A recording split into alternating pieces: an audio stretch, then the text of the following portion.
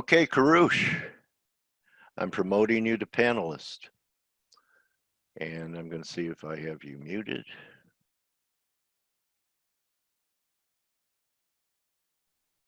I'm going to unmute you. And you'll also have control of the screen. You're probably too young to remember outer limits, but you're taking control of our television set right here. And really nice to meet you. Welcome to F.A.C.E, Koroush.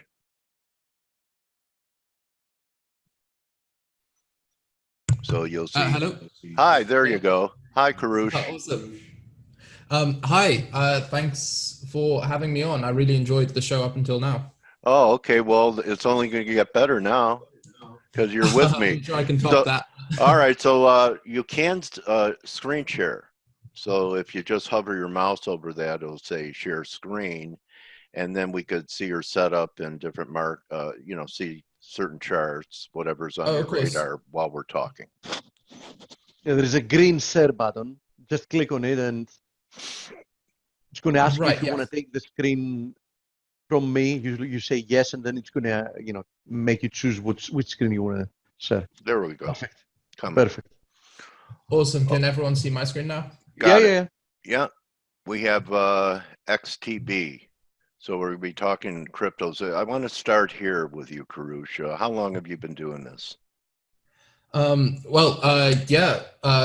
Reason we got crypto up is because, that's what got me into it about 2.5 years ago now. Okay. All right. 2.5 years ago. So tell us what you were doing before that and what it was 2.5 years ago that had you start to look at charts and trade the markets. What's your background before you became a trader? Awesome. I'd love to. So I was heavily into my mathematics at university. That was my passion for a while, and then started a business while I was at university. One of my friends got me into it. It went well, got a little lucky. And then from there, pretty much would jump from business to business, buying and selling things similar to trading, but out there in the world. And eventually, around 2016, one of my close friends who works at one of the banks involved with, I don't know if you were familiar with the Ethereum Enterprise Alliance. Okay, I'm not. I'm familiar with Ethereum a bit. This was, I'm not too into the fundamentals, but at the time, this was a whole bunch of banks that were in some way getting very involved in Ethereum. And he had a bit more information than most on it. He told me, you should check out this crypto stuff. And I'm pretty sure you know how it went from late 2016. And then from there, I got very much into crypto. I saw the numbers going up and I thought, wow, this is incredible. And bear in mind, before this, I was very into investing, but to me, technical analysis and trading was absolute voodoo. I did not think any of it could possibly work.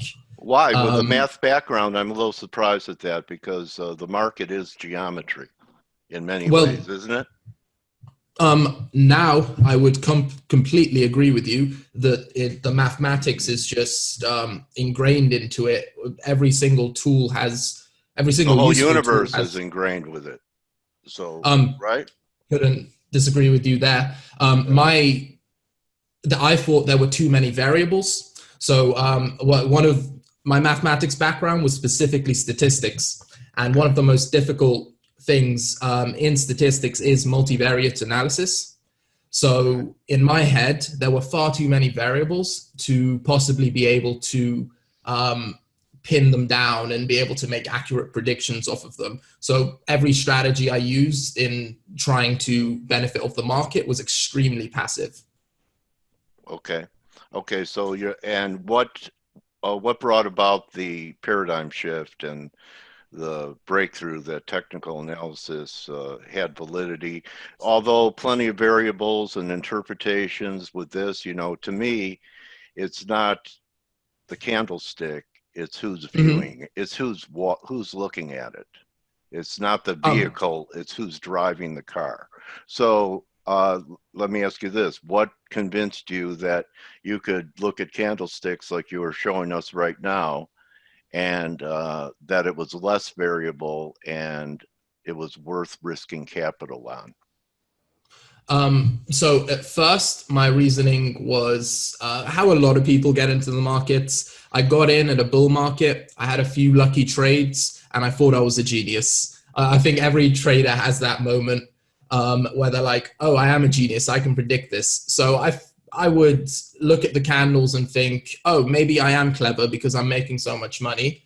And then a couple losses kick in, and you start realizing the game isn't that easy.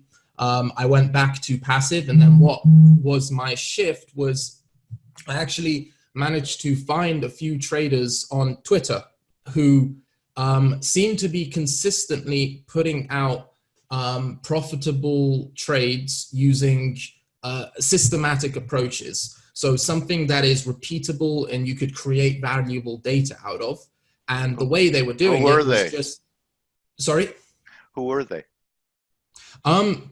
Okay, so there were quite a few just in the whole space, and some of my earlier ones, I don't want to mention by name because looking back now, I think they weren't the most honest traders. They were just portraying certain, they were marketing it well. Oh, were they show them with pictures driving their Ferrari and getting on private jets? Smarter ones than that. So those I wasn't falling for. It was more ones that would. Okay, who do you respect? Okay, we know there's plenty of charlatans out there. Who did you learn from that you still have respect for? Oh, well, for that I would love to. There's I don't know if you're familiar with the Trading Room app on Twitter. He's a pretty big handle who promotes trend trading quite strongly. Watching a lot of the things he did, I feel like a dentist trying to get the name out. Who is he that has trading? Is that Trading Room app? That is his name.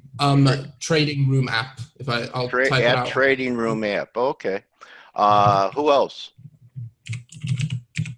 So he, the Trading Room app was a great trader who I learned a lot from. Another one who was really good, I found a guy named Smart Contractor and a few others who used Elliott waves. And although I'm not an Elliott wave trader myself, as you said earlier, with mathematics being ingrained in reality, I knew how deep Fibonacci numbers ran in everything. Yeah.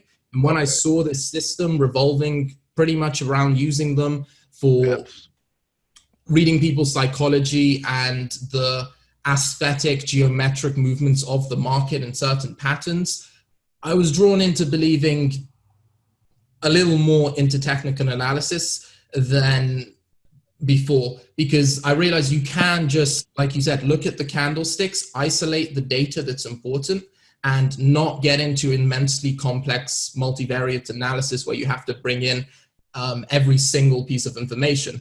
Any books that influenced you on trading that you've read? So two I enjoyed quite a lot. One of them would be Market Wizards, interviews with top traders. Yeah, I've interviewed Schwager quite a few times. Have you really? I need to go out of my way to watch that. Maybe in his next book he'll include you. I mean, I'm still a guppy. I'm kidding. Well, only 2.5 years. It's something to shoot for. Anyway, yeah. So you love Market Wizards, and that's what else? What I really enjoyed. And Trading in the Zone. Oh yeah, it's a very good book. Okay, see that. Go ahead. Yeah, please. Go ahead. I was going to say psychology of the game. That's what took me to a consistently profitable trader from just a gambler and occasional speculator. Okay, so what are we looking at here? And looks like I don't know what moving averages you're using here, but way above all of them. And I had Mark Yusko on. If you're a crypto guy, Mark's a great ambassador for Bitcoin, and he said nothing good happens underneath a 200 day moving average, and everything good happens above it. So what are we looking at here? So right now we have the 7, the 20, the 50, and the 200. Okay. So we're pretty solidly above the 200 over here on the 1 week, and actually go a little lower onto the 12-hour. And well, this is pretty much the core of my trading. It's as I said earlier, I like to isolate data, not have too much information. I deliberately try to actually ignore macro events, except enormous game-changing ones like key exchanges going down, and try to focus on the data as much as I can. I use the moving averages to determine a trend. Here are a few. I don't think it's actually hugely important which moving averages you use, because at the end of the day, all they're doing is figuring out how much the price is deviated from the mean. So as long as you have them spaced out, you can see the level of deviation from the mean price and in which direction we are deviating. How did your chart serve you from the high late last year to the lows that we finally got this year, from the blow off top? Were you playing the short side? Did you move to cash, or did you give up gains? So what I was doing was I was controlling my Bitcoin exposure throughout the whole time, by rebalancing constantly. So I treat my investing and trading completely separately. So with the investing side, I was passively entering pretty much from the top. So every week I would passively buy the same amount of Bitcoin as far as my investing is concerned. So you scaled in all the way down?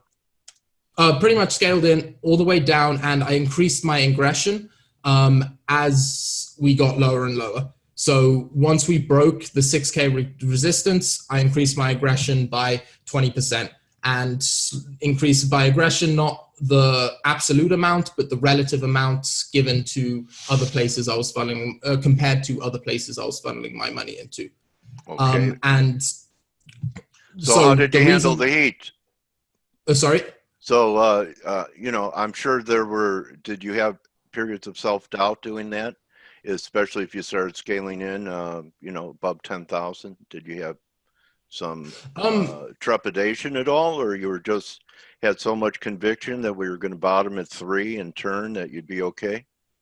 So I was ready. So my theory with Bitcoin is that the long-term trajectory was going to be upwards. I did believe fundamentally in cryptocurrencies and that they would serve a very strong purpose in the future. I had a lot of people a lot smarter than me and heavily involved in the space who had given me convincing arguments which I could not disprove. So I believed not necessarily in Bitcoin, but cryptocurrencies as a whole. And the best vehicle to passively invest into it for me was Bitcoin. So if I wanted exposure to this industry, which I thought was going to blow up, the best way to do it was just Bitcoin until another coin overtook it. So I was very much ready to jump ship if something managed to overtake Bitcoin. But as long as Bitcoin maintains its dominance, it's the best place to expose yourself, at least from an investing standpoint, to Bitcoin. What's been your worst drawdown? Sorry? What's been your worst drawdown?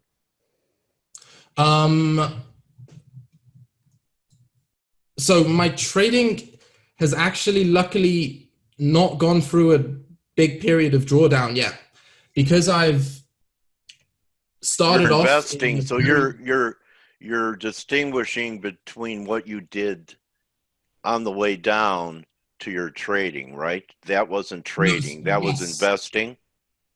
Yes. So with investing, I refer to the way I distribute my net worth and expose myself to different assets. With trading, I have specific portfolios that follow different systems. Okay, because you know, I'm just saying that because I know guys that were day traders. Yeah. And the day trade didn't work, so then it became a swing trade. then they became a position trader, and eventually an investor. So no, absolutely not. My investing is completely separate. And You're laughing. You're laughing. So why is that funny to you? Have you ever seen that? Definitely seen that all the time. Okay. Anyway, a day trade turns into an investment in a hurry in this business. Anyway. I've seen some day trades. So I've had messages of $1 million portfolio turning into now this is not an exaggeration, $10,000 investment. Yeah.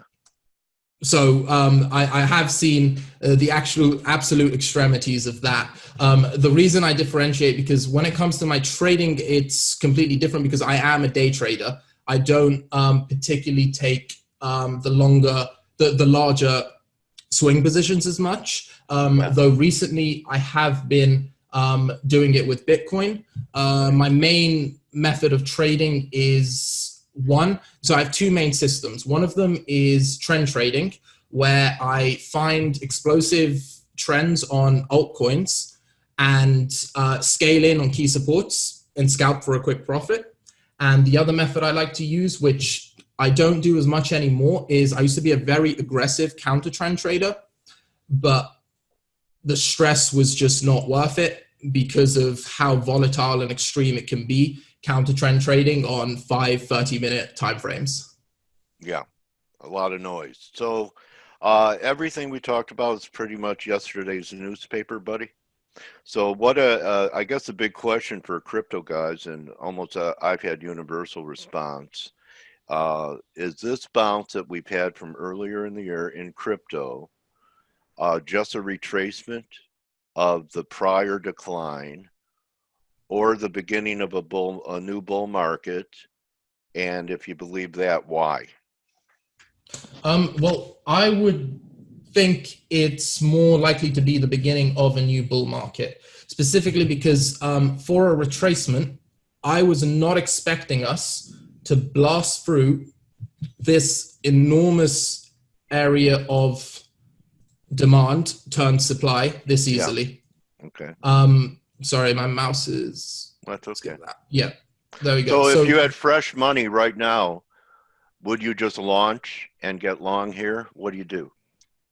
Not specifically launch and get long. If this is the start of a new bull market and I wanted to start buying in, I wouldn't buy at this very moment right now. I would go to either the daily or the weekly and take some key moving averages. So say the 7, the 20, and the 50. And I would try for confluence.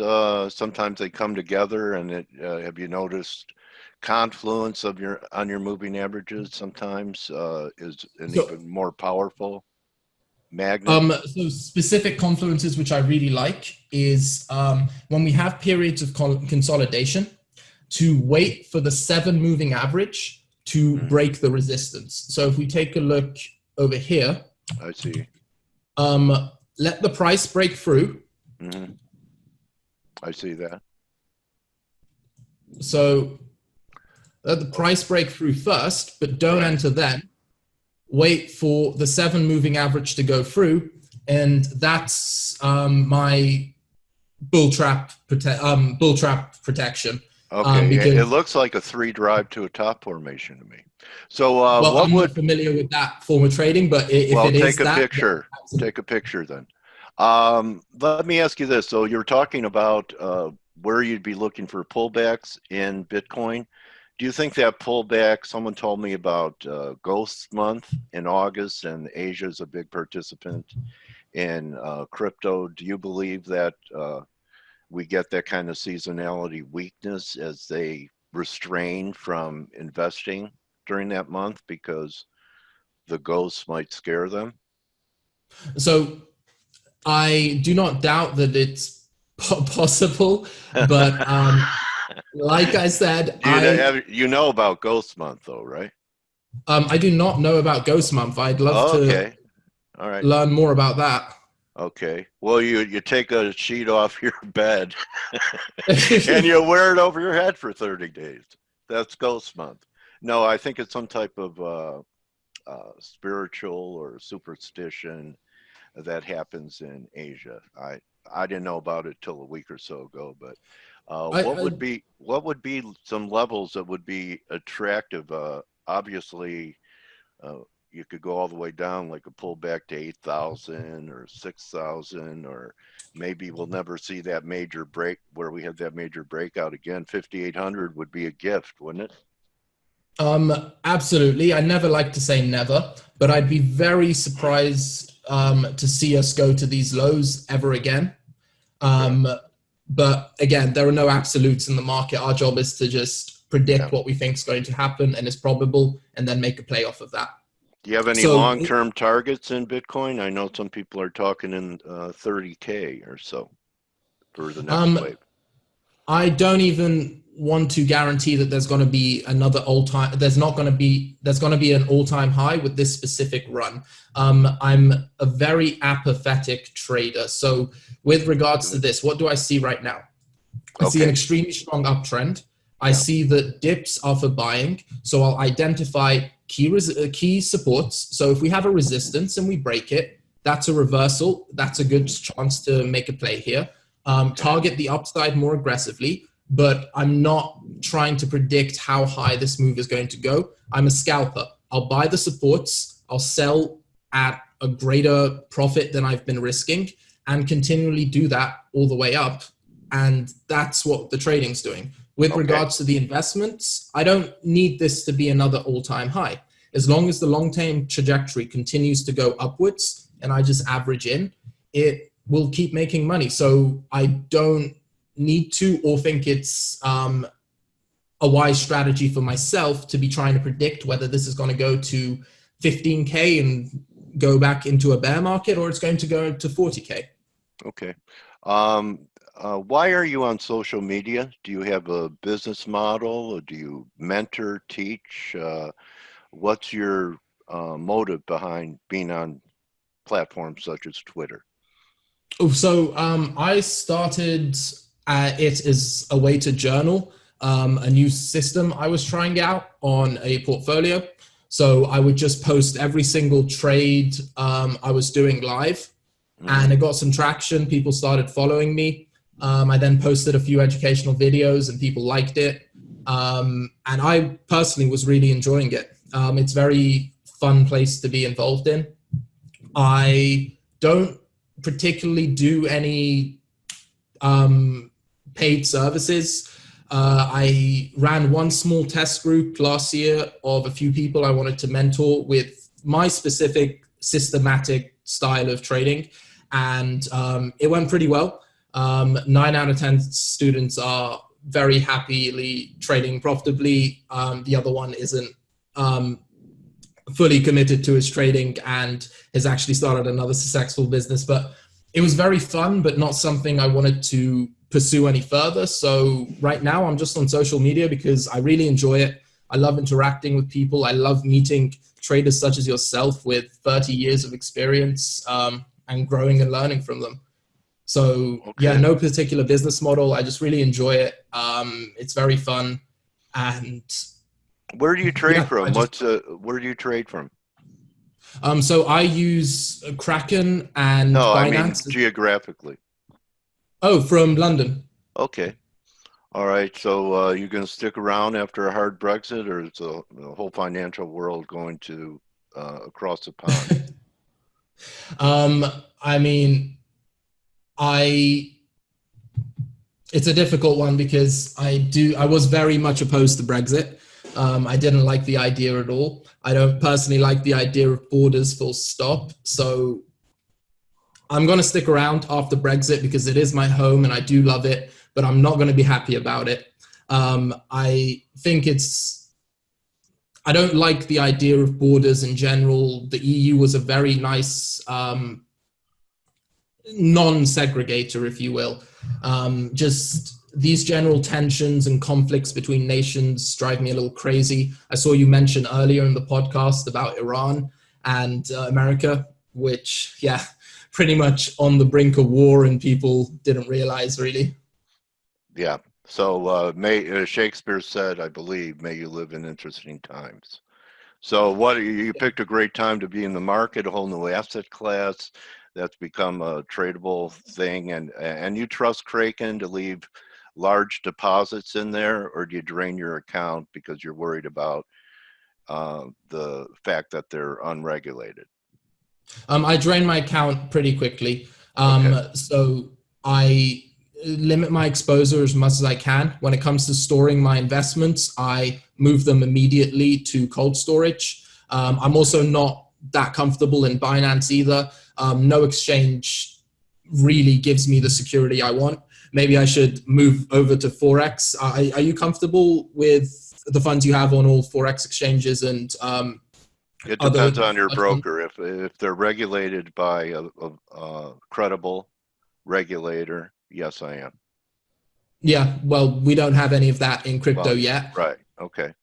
Yeah, you're in the wild, wild west. So it was really fun talking to you. I hope you enjoyed hanging out with us for a little while today, Karoush. And 2.5 years into trading, looks like you're off to an excellent start. And remember, the difference between pros and amateurs are pros know how to lose, so they have money left to be right with. The great words, I'll note them down and make sure to trade by them. Yeah, so really thank you so much for your time, and people could follow you. You want to give your Twitter handle out, so maybe there's some people that are hearing us live or possibly watch the recording that may want to follow you on Twitter. Yeah, absolutely. It's just at Karoush AK. I occasionally share trade setups. I do a little bit of educational content and just share ideas. No particular product I sell, but I'd love for you guys to follow and interact with me. Well, may pips rain down on you like a monsoon, Karoush. And like it or not, you're my trading warrior brother now. I very much like it. Thank you for having me. It's been a You're pleasure. welcome, buddy. All right, everyone, that's a wrap. See everyone for Turnaround Tuesday. And remember, don't just count your pips, count your blessings. We'll see you tomorrow or see you in the chat room. Adios. Thanks again, Karoush. Thank you.